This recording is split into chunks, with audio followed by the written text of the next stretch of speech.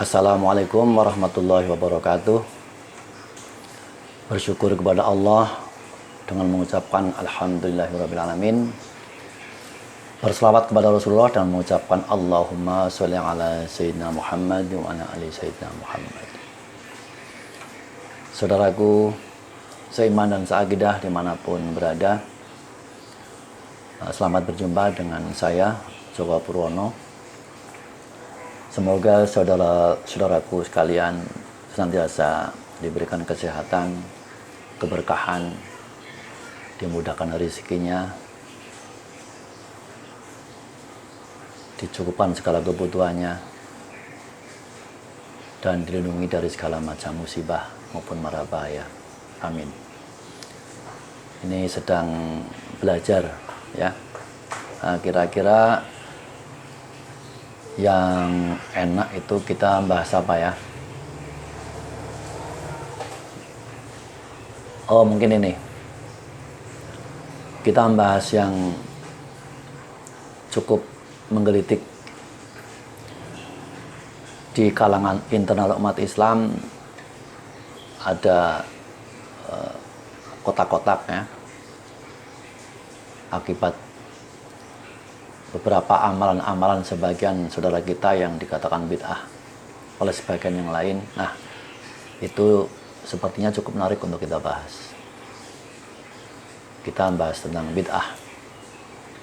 Semoga dengan paparan yang saya sampaikan ini nanti bisa menambah cakrawala berpikir, wawasan dari saudara-saudaraku sekalian, sehingga harapan saya nanti bisa kita memandang Islam itu luas dan bisa saling toleransi dengan saudara kita yang berbeda pandangan ya, selama itu sesuatu yang masih bisa ditolerir, sehingga tidak gampang terpecah-pecah.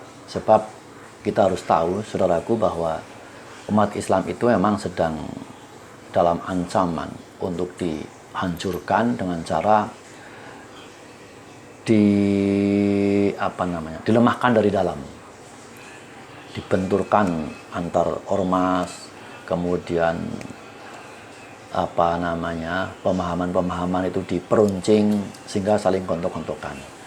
Nah, yang intinya Islam itu berusaha untuk dihancurkan.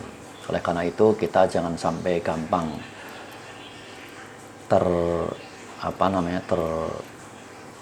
istilahnya itu ya, tidak gampang untuk diadu domba. Dengan wawasan yang luas, pandangan yang luas, insya Allah nanti kita menjadi lebih erat ukhuwahnya, insya Allah, amin. Kita mulai dari sini aja.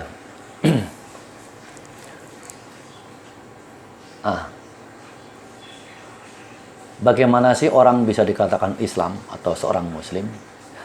Orang dikatakan sudah masuk dalam rumah tangga Islam kalau sudah melalui pintu.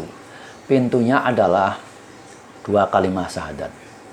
Asyhadu an la ilaha illallah wa asyhadu anna Muhammadar Rasulullah.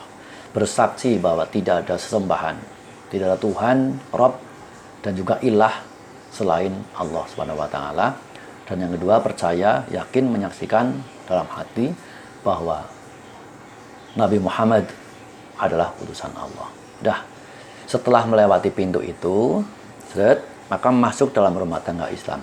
Di dalam rumah tangga Islam itu ada dua rukun yang itu juga harus dipenuhi. Yang pertama adalah rukun Islam.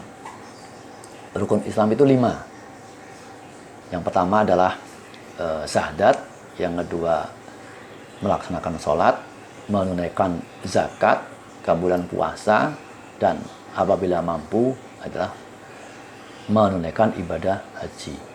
Nah, 5 ini koridor yang itu harus dipenuhi. Kalau orang itu nggak percaya 5 ini, maka batal Islamnya. Rukun itu kan sesuatu yang harus dipenuhi. Nah, kemudian orang juga akan batal keimanannya apabila orang itu tidak mengakui rukun yang kedua. Apa itu? Rukun iman. Rukun iman itu ada 6. Iman kepada Allah, iman kepada Nabi dan Rasul, iman kepada kitabullah, kepada malaikat, kepada hari akhir, dan kepada qada dan qadar atau takdir Allah. Nah, kalau orang itu keluar dari dua rukun tadi, maka batal keimanan dan keislamannya. Oke, kalau kita mulai masuk ke berikutnya. Sandaran umat Islam di seluruh dunia, sandaran hukumnya ada dua. Yang pertama adalah Al-Quranul Karim, kemudian yang kedua As-Sunnah. Kita mulai dari yang pertama, yaitu Al-Quran. Sumber hukum yang paling tinggi, yang mutlak, itu adalah Al-Quran. Maka kalau kita mengatakan banyak orang yang mengajak, mari kita kembali ke Quran dan Sunnah. Benar, itu sangat benar. Cuman kalau orang mengatakan kembali ke Quran dan Sunnah, tapi Qurannya itu mengambil dari hanya Quran terjemahan bahasa Indonesia, itu berarti sesuatu yang sudah sangat jauh dari makna Quran. Sebab Quran itu bukan terjemahan bahasa Indonesia. Terjemahan bahasa Indonesia itu bukan Al-Quran. Bahasa Indonesia untuk memaknai Al-Quran itu sangat jauh kosakatanya. Tidak bisa selengkap atau tidak bisa untuk sampai kepada makna Quran yang sebenarnya. Maka dari itu kalau orang itu kepengen belajar Al-Quran yang sebenarnya, itu tentu harus belajar dengan guru. Gak bisa kita langsung belajar dengan terjemahan, langsung diambil hukum, disimpulkan sendiri. Itu tidak bisa. Harus belajar dengan guru yang paham betul tafsir Quran. Guru itu juga punya guru punya guru, terus namanya bersanad. Bersanad yang nanti ujung-ujungnya akan sampai kepada sahabat kemudian kepada Rasulullah kepada malaikat Jibril, dan paling mentok itu adalah sampai kepada Allah Subhanahu wa taala. Gitu. Orang Jawa sendiri itu kalau mau memaknai buku-buku bahasa Jawa kuno, itu banyak yang tidak bisa.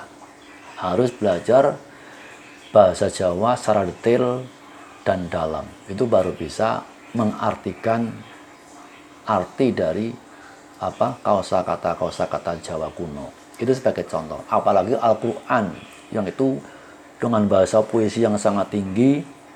Orang Arab sendiri untuk memaknai Al-Quran, walaupun dia sudah bahasa Arab, sudah fase bahasa Arab, tapi untuk memaknai Al-Quran itu harus belajar.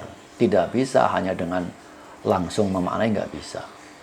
Karena Quran itu sastranya sangat tinggi, dan ingat Quran itu bahasanya bahasa Quran, bukan bahasa Arab. Ya, harus dibedakan antara bahasa Quran dengan bahasa Arab. Maka dari itu, kalau orang mengatakan, mari kita kembali ke Quran, tapi modalnya terjemahan, udah itu abaikan saja. Jelas bukan itu maksudnya. Baik, nah sekarang untuk menuju ke sunnah. Nah, untuk menuju ke sunnah, nanti kita cut dulu, maka akan saya lanjutkan ke video berikutnya.